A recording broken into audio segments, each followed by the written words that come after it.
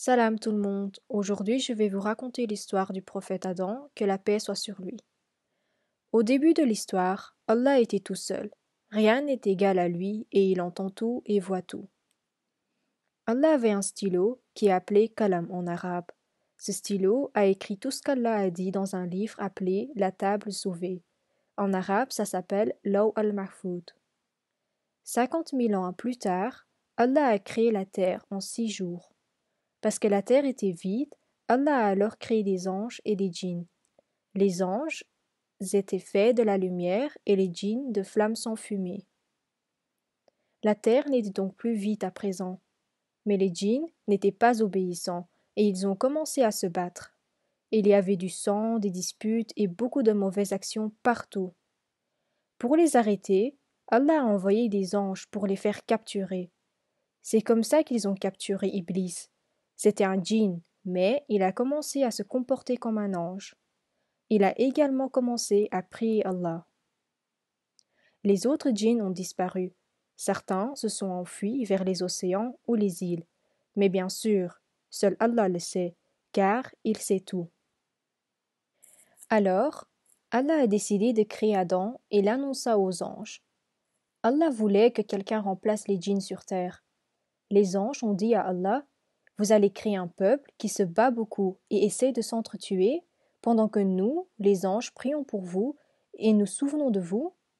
Les anges n'étaient pas jaloux du prophète Adam et de ses enfants, ni contre la volonté d'Allah. Ils avaient juste peur de ce qui était arrivé aux djinns sur terre et que cela se reproduise. Ou peut-être, comme si Djil, un ange très aimé par Allah, l'avait lu dans la table sauvée, seul Allah le sait. Allah a dit aux anges: Je sais tout ce que vous ne savez pas, car Allah sait tout ce qui est arrivé et arrivera, car c'est lui qui décide de tout. La création du prophète Adam, que la paix soit sur lui. Notre prophète Mohammed, que la paix soit sur lui, nous a dit qu'Allah a envoyé 3 anges sur terre pour obtenir une poignée d'argile. Le premier ange à être commandé s'appelait Gabriel.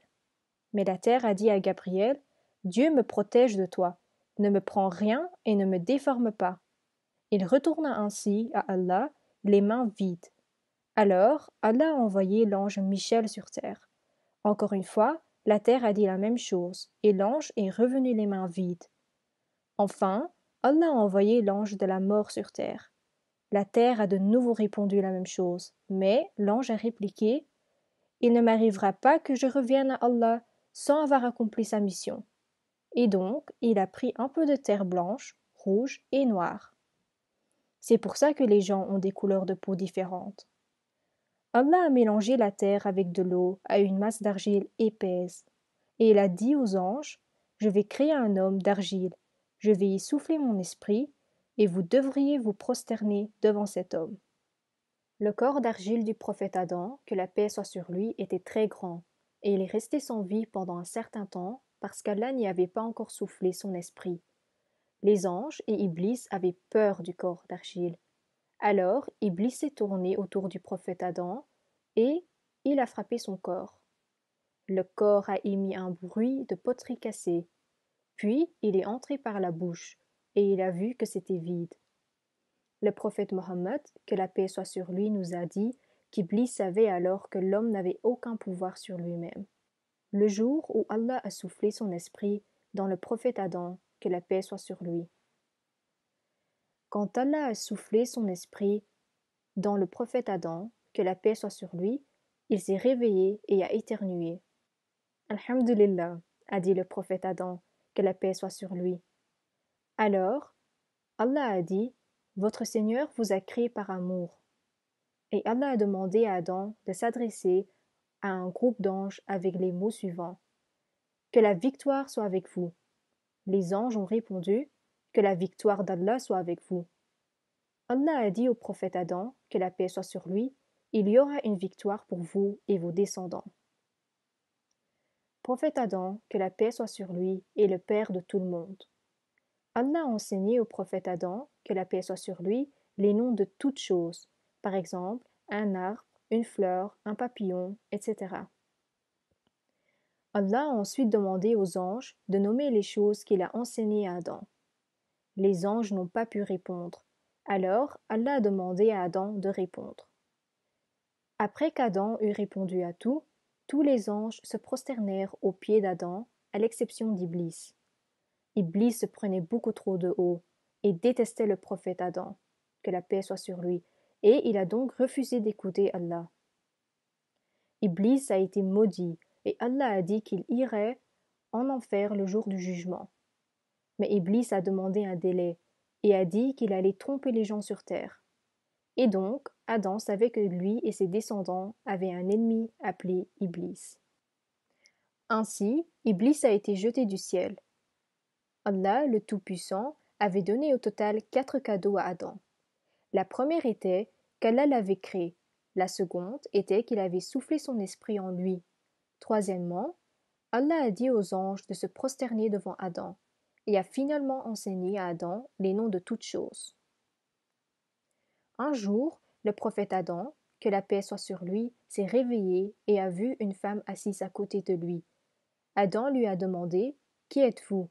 « Je suis une femme, a-t-elle répondu. Alors Allah a dit « Ô Adam, c'est Ève, je l'ai faite de la même argile que la tienne. Tu peux donc trouver la paix avec elle. » Allah a dit à Adam et Ève qu'ils peuvent vivre au paradis. Ils peuvent manger toute la nourriture et les fruits du paradis. La seule chose qui n'était pas autorisée par Allah était un arbre spécial et ses fruits. Adam et Ève devaient rester à l'écart de cet arbre. Iblis voulait certainement tromper Adam et Ève et leur enlever le paradis. Iblis s'est présenté comme un ami qui voulait le meilleur pour eux. Cependant, Adam et Ève avaient oublié qu'Iblis était leur ennemi. Iblis les a convaincus de manger de l'arbre spécial qu'Allah avait interdit de manger. Soudain, ils ont remarqué qu'ils étaient nus, et donc ils ont commencé à se couvrir avec les feuilles du paradis. Iblis est parfois plus fort que nous, et nous faisons des erreurs, comme Adam et Ève l'ont fait. Ainsi, Adam et Ève ont immédiatement vu leur erreur et ont sincèrement demandé pardon à Allah. Ils ont dit « Allah, nous nous sommes fait du tort.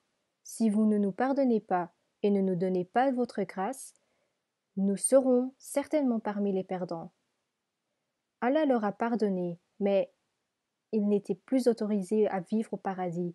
Alors il les a envoyés sur terre pour continuer à y vivre. Adam et Ève ont été envoyés à la Mecque. Adam était sur la montagne de Safa et Ève était sur la montagne de Marwa. Allah a également averti qu'Iblis sera toujours là et qu'il continuera de tromper l'humanité. Adam et Ève ont pleuré et ont demandé pardon pendant 40 jours, jour et nuit en sujoud. Alors Allah leur a enseigné un doigt au nom d'Ahl al-Bayt, nommés Mohammed, Ali, Fatima, Hassan et Hussein. Après cela, Allah a pardonné Adam et Ève.